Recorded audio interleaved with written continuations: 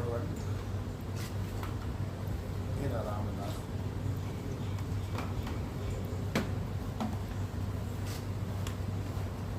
2016 நாங்கள் கூட்டணி இல்லாமல் தனியாக நின்றபோது எங்களை ஆட்சிப்பீடத்தில் ஏற்றினால் தமிழக மக்கள் ஒரு சொட்டு சாராயம் இல்லாமல் செய்வோம். அதற்கான முதல் கையெழுத்து போடுவதற்கு எங்களுடைய கௌரவ தலைவர் ஒரு எழுதுகோலை பேனாவை முதலமைச்சர் வேட்பாளராக அப்பொழுது முன்னிறுத்தப்பட்ட அன்புமணியிடம் கொடுத்ததை உங்களுக்கு ஞாபகப்படுத்துகிறேன். இப்படி முதல்ல கள்ளக்குறிச்சி கள்ளச்சாராய சாவுகள் ரொம்ப முழுமையானவை. இதற்காக முதலமைச்சர் ஸ்டாலின் பதவி விலக வேண்டும் என்று உங்கள் மூலமாக சொல்கிறோம். கள்ளக்குறிச்சி மாவட்டம் கருணாபுரம் பகுதியில் கள்ளச்சாராயம் குடித்து உயிரிழந்தவர்களின் எண்ணிக்கை இந்த காலை நிலவரப்படி 38ஆக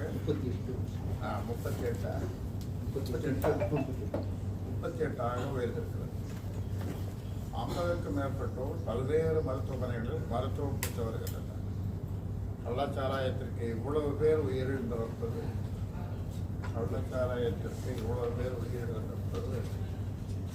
அதிர்ச்சி அளிக்கிறது. கள்ளச்சாராயத்தை கட்டுப்படுத்துவதில் தமிழக அரசும் காவல்துறையும்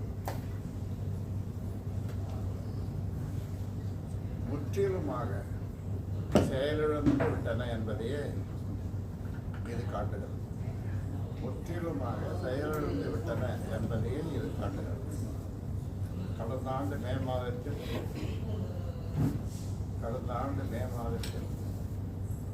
எழுதப்படித்தவங்களால என்ன எழுதப்படித்த ரொம்ப வேகமாக போகலையா?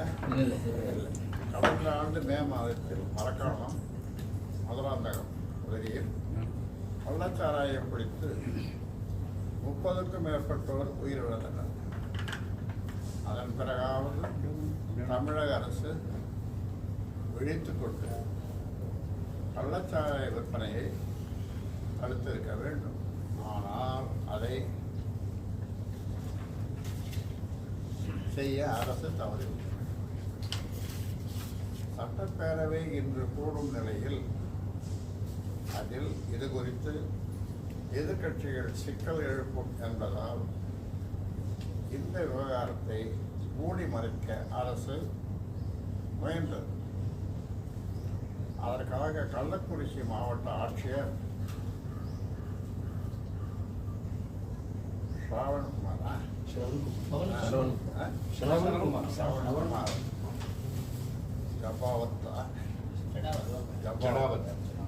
உயிரிழந்தவர்கள் கள்ளச்சாராயம் பிடிக்கவில்லை என்பது உள்ளிட்ட பல கட்டுக்கதைகளை கூறினார்.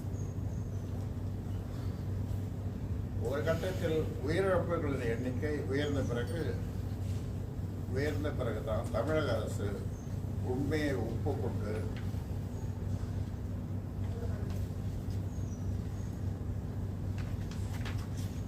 மாவட்ட ஆட்சியரை மாற்றம் செய்தது.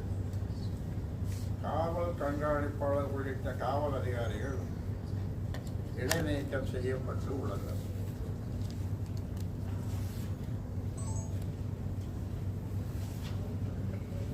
அடுத்தது ஒரு அதிர்ச்சி அளிக்கும் செய்தி என்னன்னா, இரண்டாவது, கள்ளச்சாராய வணிகத்தை தடுக்க தவறிய காவல்துறையினர் மீது மேற்கொள்ளப்பட்டுள்ள நடவடிக்கை சரியானதுதான். ஆனால் இது போதுமானதல்ல. கல்வராயன் மலையில் புகழ்பெற்ற கல்வராயன் மலையில் 24 மணி நேரமும் கள்ளச்சாராயம் காய்ச்சப்படுகிறது. அதற்கு காரணமானவர்களை காவல்துறையினர் கைது செய்தாலும் கூட கள்ளக்குறிச்சி மாவட்டத்தின் பொறுப்பு அமைச்சராக உள்ள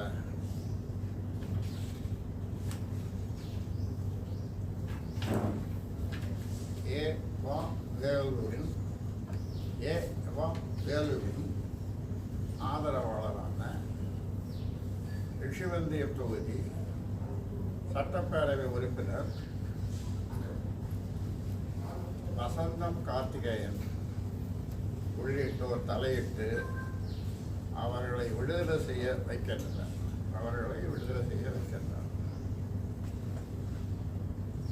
இதற்கு முன்னால் அவர் சொன்னார்,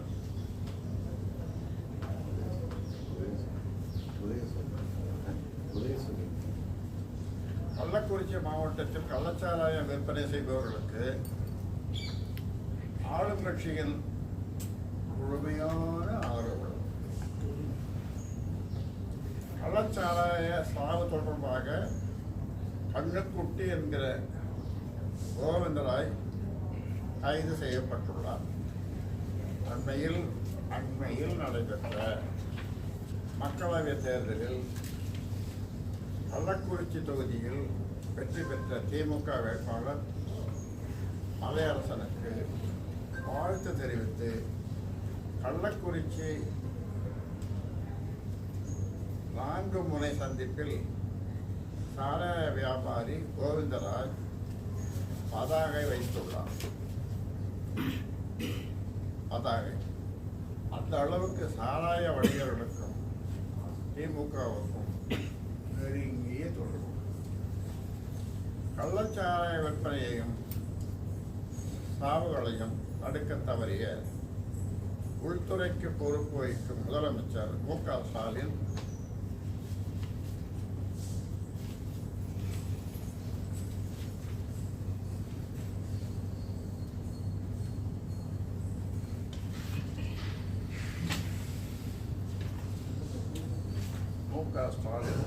மதுவிலக்குத்துறை அமைச்சர் முத்துசாமி, மாவட்ட பொறுப்பு அமைச்சர் வேலு ஆகியோர் இந்த சாவுகளுக்கு பொறுப்பேற்று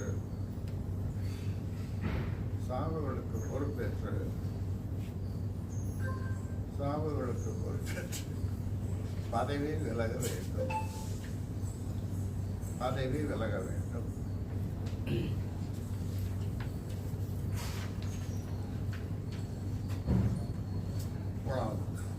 தமிழ்நாட்டில் முழு மதுவிலக்கு தேவை.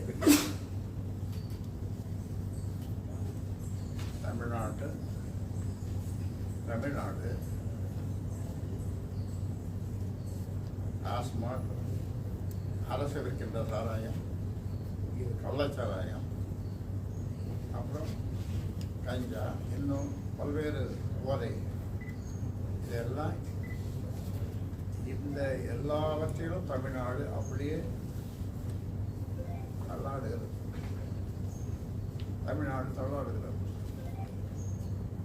மக்கள் மடிகின்றனர் அல்லது மதுவுக்கு அடிமையாகி குடும்பங்கள் சீரழிகிறது.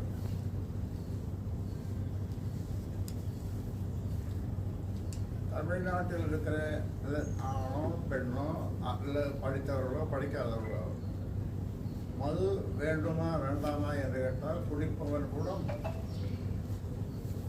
குடிப்பழக்கம் இருக்கிறவன் கூட, தொடர்ந்து குடிக்கிறவன் கூட வேண்டாம், இருப்பதாலே நான் குடிக்கிறேன், அது எவ்வளவு கெடுதல் என்பது என் வீட்டுக்கு தெரியும். அப்படி அந்த அளவுக்கு இன்றைக்கு தமிழ்நாடு தள்ளாடுகிறது மதுவில்.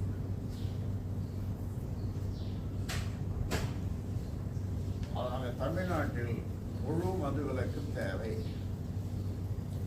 கள்ளச்சாராயம் மட்டுமல்ல, அரசால் விற்கப்படும் டாஸ்மாக் மதுவை குடித்தும் பலர் இறப்பதாக செய்திகள் வந்து கொண்டிருக்கின்றன.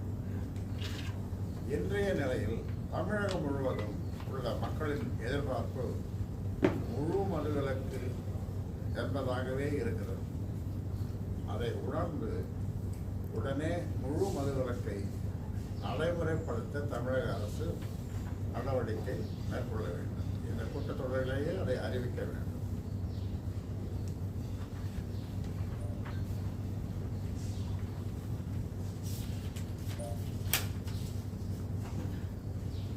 மக்களுக்காக, தமிழ்நாட்டு மக்களுக்காக, குடும்பங்களுக்காக, குழந்தைகளுக்காக, பெண்களுக்காக நாம் ஆட்சி செய்கிறோம் இல்லையா? எவ்வளவு பெரிய தீமை இது.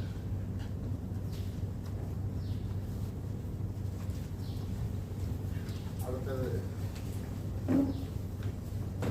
தமிழ்நாட்டில் சாதிவாரி மக்கள் தொகை கணக்கெடுப்பு சட்டப்பேரவையில் தீர்மானம் இயற்றுங்கள். தமிழ்நாட்டில் சாதிவாரி மக்கள் தொகை கணக்கெடுப்பு நடத்தப்பட வேண்டும் என்பதுதான் அனைத்து தரப்பு மக்களின் கோரிக்கையாகவும் உள்ளது. தமிழக அரசை இந்த கணக்கெடுப்பை நடத்த முடியும். இதை நானே முதலமைச்சர் அவர்களை கோட்டையில் சந்தித்து வலியுறுத்தினேன். ஆனால் தமிழக முதலமைச்சரோ என்ன சொல்றார்? மத்திய அரசு தான் சாதிவாரி மக்கள் தொகை கணக்கெடுப்பை நடத்த வேண்டும் என்று மீண்டும் மீண்டும் மீண்டும் மீண்டும் கூறி வருகிறார். தேசிய அளவிலோ அல்லது மாநில அளவிலோ சாதிவாரி கணக்கெடுப்பு நடத்தப்பட வேண்டும் என்பதுதான் பாமக நிலைப்பாடு. தேசிய அளவில் மாநில யாராவது சொல்லுங்க. மத்தியில் பிரதமர் நரேந்திர மோடி தலைமையிலான அரசு 3வது முறையாக பதவியேற்ற பிறகு சாதிவாரி கணக்கெடுப்புக்கு ஆதரவான சூழல் ஏற்பட்டுள்ளது. எனவே மத்திய அரசுக்கு அழுத்தம் கொடுக்கும் வகையில்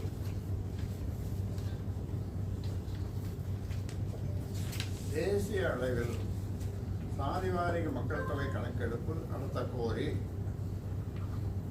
கோரி இன்று தொடங்கியுள்ள தமிழக சட்டப்பேரவை கூட்டத்தில் தீர்மானம் இயற்ற வேண்டும். மக்களவையில் தமிழகத்தைச் சேர்ந்த அனைத்து உறுப்பினர்களும் இதற்காக குரல் கொடுக்க வேண்டும்.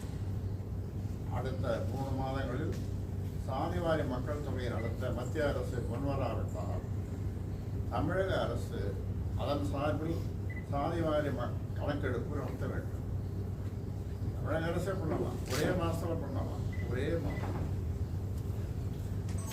மாதத்தில் அதை நடத்தி முடிக்கலாம். அது பல முறை சொன்னால் நேரிலையும் போய் கோட்டையில் வருமானு சொன்னேன். ஆனால்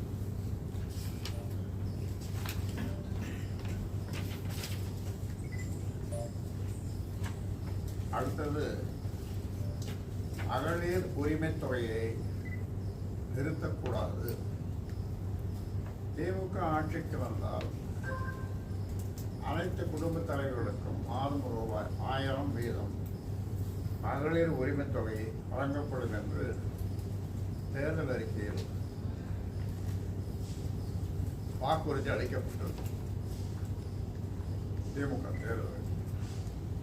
ஆனால் ஆட்சிக்கு வந்து 2.5 ஆண்டுகள் வரை மகளிர் உரிமை தொகையை வழங்காமல் மக்களவை தேர்தலை கருத்தில் கொண்டு கடந்த செப்டம்பர் மாதம் முதல் தலா ரூபாய் 1000 உதவித்தொகை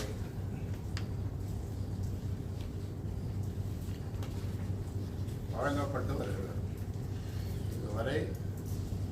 இதுவரை 10 மாதங்கள் கூட முழுமையாக உரிமை தொகை வழங்கப்படாத நிலையில் அதை படிப்படியாக அரசு நிறுத்தப் போவதாக கூறப்படுகிறது.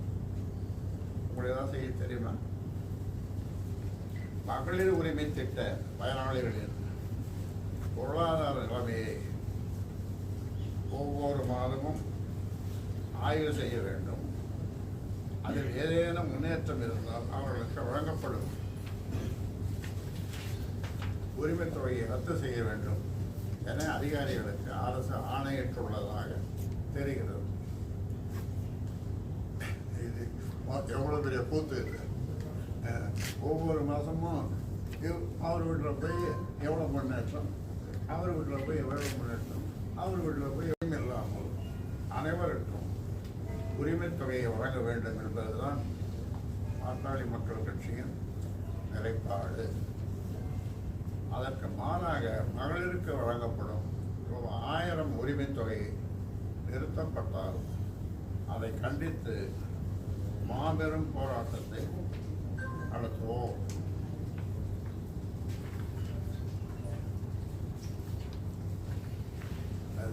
திரும்ப திரும்ப சொல்றேன். இது அதுக்கு முன்னாலேயே சொல்லியிருக்கேன் உங்ககிட்ட, இப்பொழுதும் சொல்றேன். ஏன்னா இது ரொம்ப முக்கியமான ஒன்று. மின்சார கட்டணத்தை உயர்த்தினால் மக்கள் புரட்சி பிடிக்கும். தமிழ்நாட்டில் ஜூலை மாதம் முதல்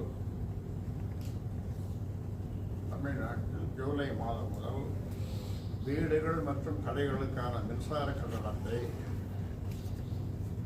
4.38 விழுக்காடு அளவுக்கு உயர்த்த தமிழக அரசு முடிவு செய்திருக்கிறது. இதனால் ஒரு யூனிட்டுக்கு மின்சார கட்டணம் 50 காசு வரை உயரும். இந்த மின்சார கட்டண உயர்வை கைவிட வேண்டும் என்று பாட்டாளி மக்கள் கட்சி பலமுறை வலியுறுத்தியுள்ளது. ஆனால் மக்களவைத் தேர்தலில் வெற்றி பெற்றுவிட்ட அந்த வெற்றி பெற்றுவிட்டோம் என்ற நிலையில் மின் கட்டணத்தை உயர்த்த அரசு தீர்மானித்துள்ளது. கடுமையான விலைவாசி உயர்வால் மக்கள் பாதிக்கப்பட்டுள்ள நிலையில் மின் கட்டணத்தை மீண்டும் உயர்த்துவது மக்களின் துயரங்களை அதிகரிக்கும். ஆண்டுக்கு ரூபாய்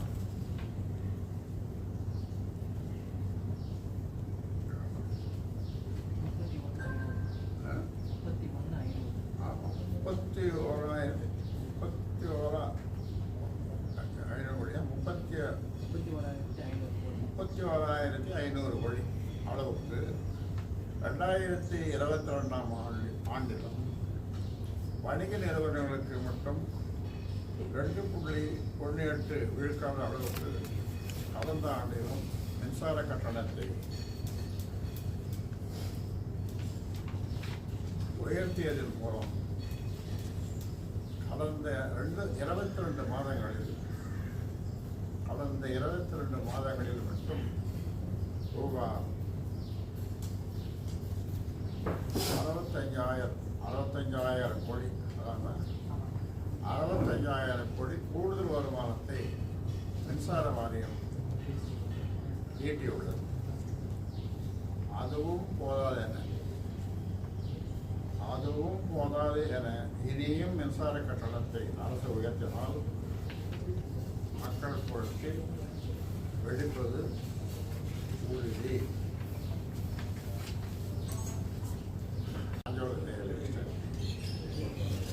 அதை அரசே நடத்த வேண்டும் அல்லது தொழிலாளர்களிடம் ஒப்படைக்க வேண்டும். நெல்லை மாவட்டம் தேயிலை எஸ்டேட், மாஞ்சோலை தேயிலை எஸ்டேட்டை கடந்த 95 ஆண்டுகளாக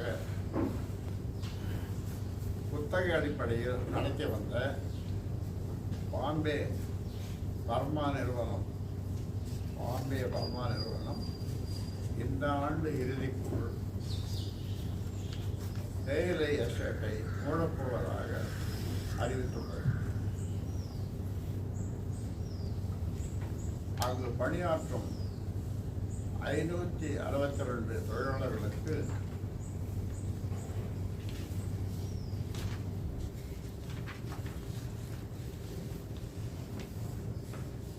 குறைந்தபட்ச இழப்பீடாக ரூபாய் 2.22 லட்சம் அறிவிக்கப்பட்டுள்ளது. 2.22 லட்சம் அறிவிக்கப்பட்டுள்ளது.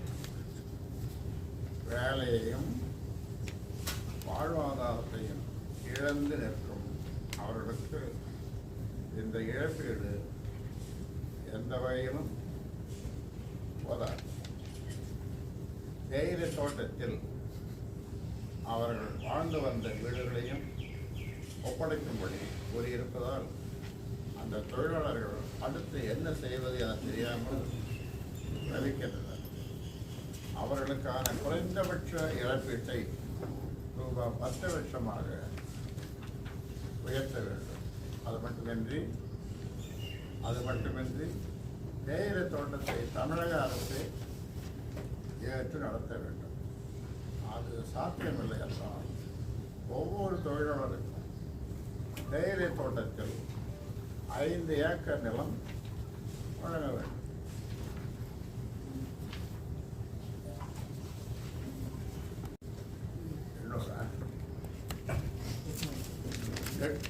எண்ணூறு ஊக்கத்தொகை வேண்டும். 2024-25 ஆண்டில்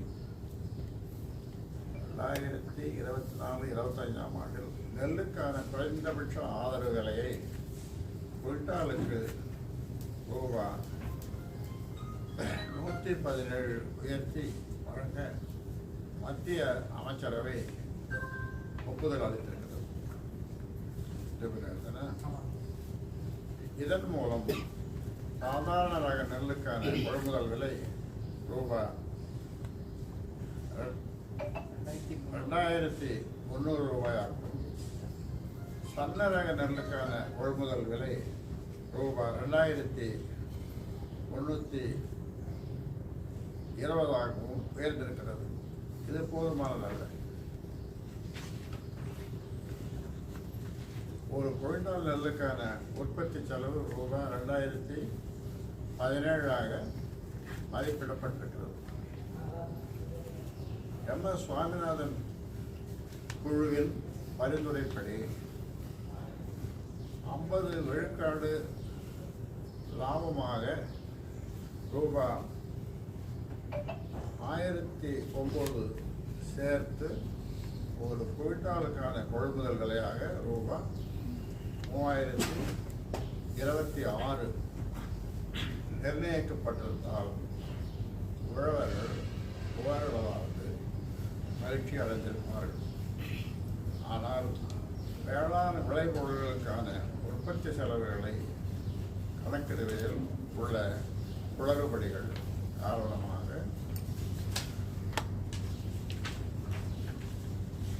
நெல்லுக்கான உற்பத்தி செலவு குறைவாகவே மதிப்பிடப்படுகிறது. இது தவறு. ஒடிசா புதிதாக பதவியேற்றுள்ள பாரதிய ஜனதா அரசு அதன் தேர்தல் வாக்குறுதியை நிறைவேற்றும் வகையில் ஒரு குவிண்டால் நெல்லுக்கான கொள்முதல் விலையை ரூபாய் 3100 உயர்த்த முடிவு செய்துள்ளது. அதே போல் குவிண்டாலுக்கு ரூபாய் 800 ஊக்கத்தொகையை சேர்த்து சாதாரண ரக நெல்லுக்கு ரூபாய் 3100 சன்ன ரக நெல்லுக்கு ரூபாய் 3120 கொள்முதல் விலையாக வழங்க வேண்டும், ரத்து செய்ய வேண்டும். பல்கலைக்கழகங்கள் கல்லூரிகளின் உதவி பேராசிரியர் பணிக்கும் முனைவர் பட்ட ஆய்வுக்கும் தகுதி பெறுவதற்கான UGC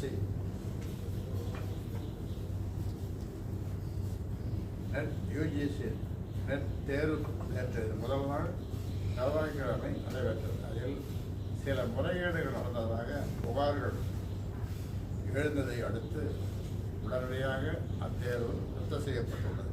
அதேபோல் கடுமையான முறைகேடுகளால்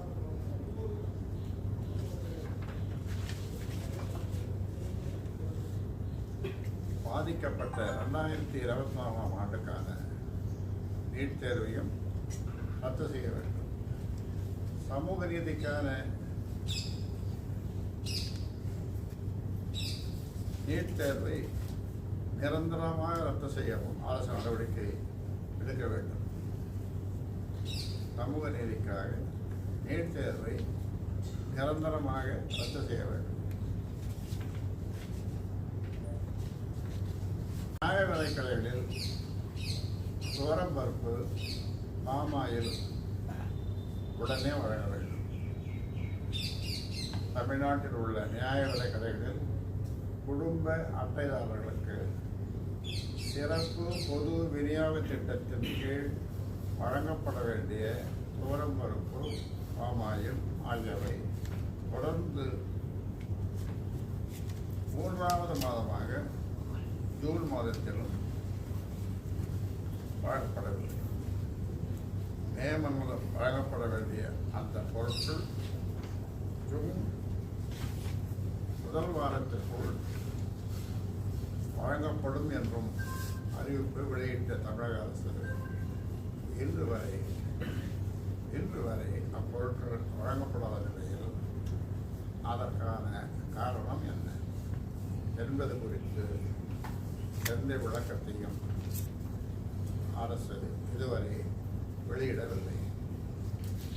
வெளிச்சந்தையில் 1 கிலோ துவரம் பருப்பு ரூபாய் 180 வரையிலும், 1 கிலோ பாமாயில் 125 வரையிலும் விற்பனை செய்யப்படுகிறது.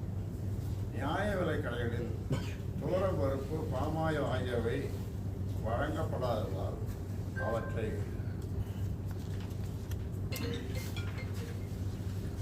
5 முதல் 6 மடங்கு வரை அதிக தொகை கொடுத்து வெளிச்சந்தையில் வாங்க வேண்டிய கட்டாயத்திற்கு மக்கள் தள்ளப்பட்டுள்ளனர்.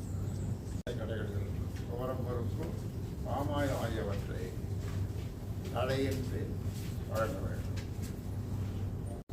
விக்கிரவாண்டி தொகுதி இடைத்தேர்தலில் பாட்டாளி மக்கள் கட்சி வேட்பாளராக சி. அன்புமணி அறிவிக்கப்பட்டு வேட்பு மனு தாக்கல் செய்துவிட்டார்.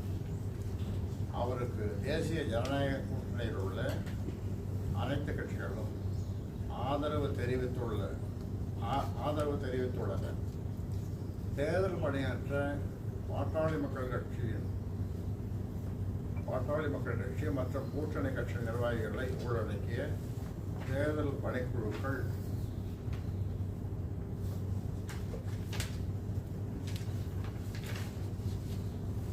அமைக்கப்பட்டுள்ளன.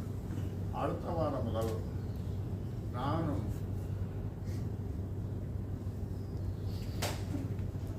விக்கிரவாண்டி தொகுதியில் பரப்புரை மேற்கொள்ள இருக்கிறேன். கூட்டணி கட்சி தலைவர்களும் பாமக வேட்பாளரை ஆதரித்து பரப்புரை மேற்கொள்ள உள்ளனர். மக்களவைத் தேர்தலில் இருந்து விக்கிரவாண்டி சட்டப்பேரவை தேர்தல் மாறுபட்டது.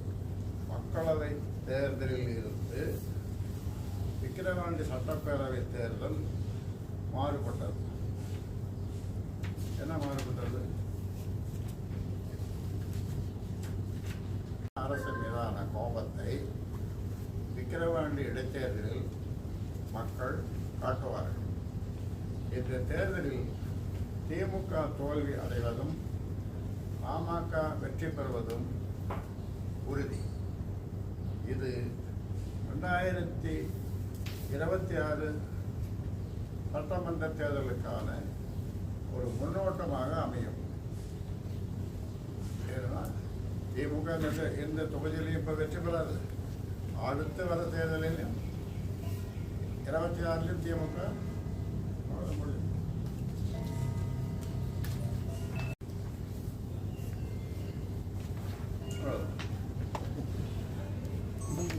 மரக்காணம் கலாச்சார விவகாரத்தில் பார்த்தீங்கன்னா அமைச்சர் செஞ்சி மஸ்தானோட பேர் இருந்தது. அப்பயும் அவர் மீது எந்த நடவடிக்கை எடுக்கல. இதே போல பார்த்தீங்கன்னா இப்போ கள்ளக்குறிச்சியில் நடக்கிறதுல வந்து தற்போது இருக்க நாடாளுமன்ற உறுப்பினர் அவர் பேரில் வந்து இந்த அவருக்கும் பங்கு இருக்குன்ற மாதிரி ஒரு குற்றச்சாட்டு இருக்கு. அவருக்கும் இந்த நடவடிக்கை நீங்கள் எப்படி பார்க்குறீங்க? மரக்காண கலவரத்தில் மஸ்தானுக்கு தொடர்பு இருந்தது அப்படின்னு சொன்னாங்க. அவர் மீது நடவடிக்கை எடுக்கல. இப்போ நாடாளுமன்ற உறுப்பினர் மலையரசனுக்கும் இதில் தொடர்பு இருக்குன்னு சொல்றாங்க. அவர் மீதும் திமுக அரசு நடவடிக்கை எடுக்கல. அது எப்படி பாக்குறீங்க? நீங்க எப்படி பாக்குறீங்களா? ஊடகங்கள் எப்படி பார்க்கல, மக்கள் எப்படி பார்க்கல, அப்படிதான் அது இந்த ஆட்சியா நடக்குது. என்ன கேள்வி கேட்பீங்க? விக்கிரவாண்டி இடைத்தேர்தலில் புறக்கணிக்கப் போவதாக அதிமுக அறிவித்திருக்கிறது. அந்த கட்சியின் ஆதரவை நீங்கள் கேட்டு பெறுவீர்களா அப்படின்னு ஒரு கேள்வி நீங்கள் கேட்பீங்க தானே? கண்டிப்பாக கேட்பீங்க. அதற்கான பதில் சொல்கிறாங்க, கேட்டுங்க. விக்கிரவாண்டி இடைத்தேர்தல் என்பது வழக்கமான இடைத்தேர்தல் அல்ல. விக்கிரவாண்டி இடைத்தேர்தல் என்பது வழக்கமான இடைத்தேர்தல் அல்ல. மக்கள் விரோத ஆட்சி நடத்தி வரும் திமுகவை மக்களிடம் அம்பலப்படுத்தி வீழ்த்துவதற்கான தேர்தல். அதனால்தான் பாட்டாளி மக்கள் கட்சி தேசிய ஜனநாயக கூட்டணியின் அங்கமாக போட்டியிடுகிறது. அதிமுக இந்த தேர்தலை புறக்கணித்துள்ளது.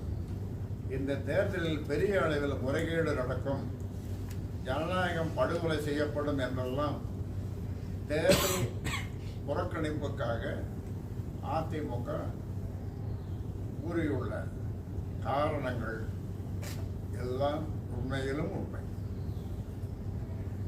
இப்போதே திமுகவின் அத்துமீறல்கள் தொடங்கிவிட்டன. ஆனாலும் அவை அனைத்தையும்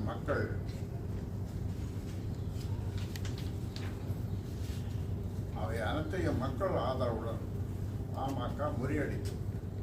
விக்கிரவாண்டி இடைத்தேர்தலில் திமுக வீழ்த்தப்பட வேண்டும் என்பதுதான் அனைவரின் விருப்பமும்.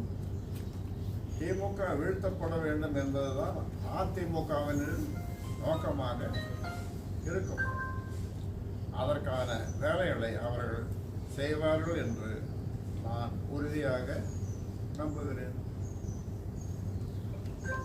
திமுகவுக்கு எதிரான, ரொம்ப முக்கியமான, திமுகவுக்கு எதிரான பொது வேட்பாளராக பாமக வேட்பாளர் சி. அன்புமணியை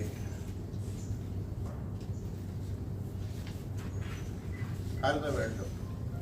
திமுகவை வீழ்த்த நினைக்கும் அனைவரும் பாமக வேட்பாளருக்கு வாக்களிக்கும்படி வேண்டுகிறேன்.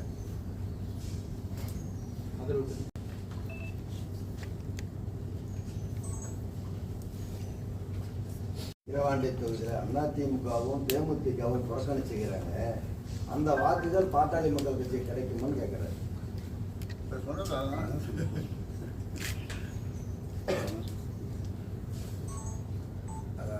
மக்கள் திமுக தவிர மற்ற எல்லா கட்சிகளும் கடும் கோபத்தில் இருக்கிறார்கள். இந்த திமுகவை வீழ்த்த வேண்டும், இந்த வேட்பாளரை வீழ்த்த வேண்டும் என்று எல்லோரும் களத்தில் இறங்கியிருக்கிறார்கள். கடும் கோபத்தில் இருக்கிறார்கள் மக்கள். அதனால் பாட்டாளி மக்கள் கட்சியினுடைய வேட்பாளர் வெற்றி பெறுவது உறுதி.